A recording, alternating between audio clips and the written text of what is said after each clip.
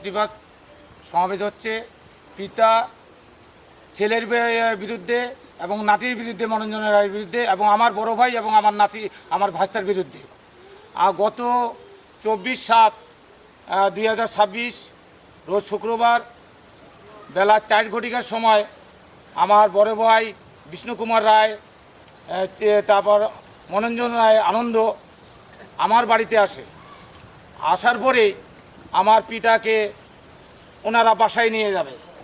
এখন ভাই তো নিয়ে যাইতে পারে পিতাকে, এবং আমরাও সরল বিশ্বাসে আমার পিতাকে তাদের নিয়ে গেছে, আমরা বাধা দিই নাই, তাই নিয়ে গেছে। নিয়ে যাওয়ার পরে 12/8/2026 রোজ বুধবার কমিশন দিয়ে, সাব রেজিস্ট্রার কমিশন দিয়ে আমার সদ্য বড় ভাই বিষ্ণুকুমার রায়, আনন্দ রায় বাড়িতে এনে মানে বাবাকে না জানিয়ে হয়তো দলিল করে নিয়েছে 72 শতক জমির। এটা বাবাও কিন্তু জানে না। তারপরে আমরা লোকমুখে শুনলাম যে আনন্দ রায় মনোরঞ্জন 72 শতক জমি আমার বাবার কাছ থেকে লিখে নিয়েছে। এখন আমার বাবাকে তো ওখান থেকে আনতে হবে। আমরা পরের দিন এই 13/8/26 আমি জাবেদা নকল বাড়ি করলাম সাব রেজিস্ট্রারের অফিস থেকে। নকলে দেখলাম যে আমার 72 শতক জমি, মানে বাড়ির থেকে বাড়ি ঘর সব স্থাবর সব লিখে নিয়েছে। সেখন তো আমরা আমার বাবাকে আনার চেষ্টা করলাম, আর না হলে তো বাকি সম্পত্তিও নিতে পারে, যে কোনো মুহূর্তে লিখে নিতে পারে। এই আমরা 13 তারিখে গেলাম, 14 তারিখে আসতে দেয় না। গত 17 তারিখে আমরা এলাকাবাসী এবং আত্মীয়স্বজন সবাই মিলে আমার বাবাকে সেখান থেকে উদ্ধার করি। উদ্ধার করার পরে আমার সদ্য বাবা আমার বাড়িতে আসে। নিয়ে আসার পরে বাবাকে আমরা ওই দলিলটা দেখালাম, এই যে দলিল আছে 72 শতক। তা আমি বললাম যে বাবা এগুলো সব জমি কি তুমি দিয়ে দিছ?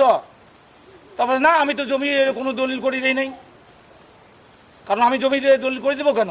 তোমরা তো 4 ভাই, তোমাদের সবার সামান্য অংশ থাকবে, আমি এই কাজ তো কখনোই করবো না। তখন বাবার দেখার পরে খুব কান্নাকাটি করলো। করার পরে বাবা বলতেছে না, আমার দ্বারা এই কাজ হবে না, আমি এই দলিল বাতিল চাই, এবং তুমি তাড়াতাড়ি, সেই দিনই বলছে তুমি উকিলের কাছে যাও, আমাকেও না নীলফামারী নিয়ে যাও, এই দলিল বাতিল করতে হবে, নাহলে আমি মরে গেলেই তোমরা কিন্তু এই জমি পাবা না, এই বাড়িতেও থাকতে পারবা না। আমার পিতা সরল বিশ্বাসে, আমরা তো 4 ভাই ছিলাম, 4 ভাইয়ের মধ্যে আমাকে কেন পাওয়ারে টেমি দিল? এই জায়গা জমির সম্পূর্ণ দেখাশোনা, কোথায় কী হচ্ছে, কেস মামলা সবগুলো তো আমার উপরে ছাড়িয়ে দিছে। এই জমি কি করে এই দলিলে 34-83 দলিলে এই রায়কে বর্তমানেও মামলা চলতেছে, আপিল মামলা চলতেছে, সেই এসটি করে নেয়। আমি জানলাম না, আমার বাবা জানলো না, সদ্য বড় ভাই। এই জায়গা জমির মালিক তো আমরা 4 ভাই, কেন 3 ভাইকে প্রতারণা করে ভাইয়ের ভাগ থেকে বঞ্চিত করে আমাদের সম্পূর্ণ সম্পত্তি লিখে নিল? এই জন্য আমি আকুল আবেদন, আপনারা ন্যায্য বিচার করবেন। তোর সাথে কি প্রতারণা করছে না কি করছে? কে করছে? তোর জমি কায় লেখি নিছে? মনোরঞ্জন আর বিজু, এটা বাতিল করে চাই, এই দলিল বাতিল করা। এটা বাতিল করে। হ্যাঁ, আগামীকাল কি করব? এই দলিল বাতিলের এটা মামলা করবি? হ্যাঁ, জোর করে কে লিখে নিছে? কে লিখে নিছে? মনোরঞ্জন। আচ্ছা, আপনি শুরু থেকে কোথায় থাকতেন? এখানে না ওখানে? এখানে এখানে এখানে থাকতেন। তোমার মা, আপনার স্ত্রী, স্ত্রী, হ্যাঁ। আপনার স্ত্রী কোথায় মারা গেছে? এখানে না ওখানে? এখানে। আপনার দেখাশোনা কে ভালো করে? বেটা কি নাম? সুশান্ত। সুশান্ত দেখাশোনা করে শুরু থেকে। তোর টাকা পয়সা দেয় কে?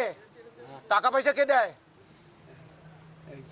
উদার হোটেলে কায় খাওয়া? উদার হোটেলে কায় খাওয়ায়?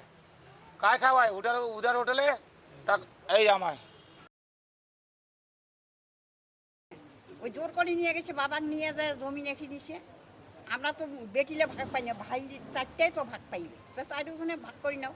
বড় ভাই বাপের তুলল, ছোট ভাইরা দেখবে, তাই ওই তাই এনকে করে দিলাম, ঠগাই। আচ্ছা, এখন আপনারা চাচ্ছেনটা কি আসলে? এখন চাষি জমি আমার বাবার নামে ফেরত দাও। আমার মামা হচ্ছে সুশান্ত, সুবল, চিনি, এই 3 ছেলেই দেখাশোনা করে। কিন্তু এখন বড় ছেলে নিয়ে যাইতে চাইছে, কিন্তু তো এই ছেলেটা তো বাধা দিতে পারে না, বাবাকে নিয়ে যাবে বড় ছেলে। নিয়ে যাওয়ার পরে কিছুদিন রাখার পরে তারা দলিল করে নেয়। আমার মামাতো ভাই মনোরঞ্জন রায়, সে দলিল করে নেয়। কিভাবে দলিল করে নিল? তো আমার মামা, বড় মামা হচ্ছে যে ভাইদের মানে বড় ভাই হচ্ছে বাবার সমতুল্য, সে কি করে পারলো যে আর আমার 3 ভাইকে আমি ঠগাই? কিভাবে সে প্রতারণা করে একটা দলিল করে নিল? সে তো শিশু বাচ্চা, তাকে যেভাবে বুঝাবে সে সেভাবেই বুঝবে। দলিলে যে সই নিচ্ছে সে তো জানে না যে আমার কাছে দলিলে সই নিচ্ছে। কিন্তু কেন? আমার মামার তো ব্রেনটা এতটাই খারাপ হয়নি যে ভাইদেরকে ঠগাইয়ে আমার ছেলের নামে করব, এই প্রতারণাটা কেন করলো তারা? এইখানে ছিল কিছুদিন, তারপরে ওখানেও যায়, তারপরে মনে হয় এখানে সুশান্তের বাড়িতেই ওর বাবা ছিল, ঠিক আছে, এটা আমি জানি। এই ওয়ার্ডের মেম্বার যেহেতু আমি এলাকায় ঘুরি, আমি জানি, ঠিক আছে। আর ওনার মাও তো এখানেই মারা গেছে।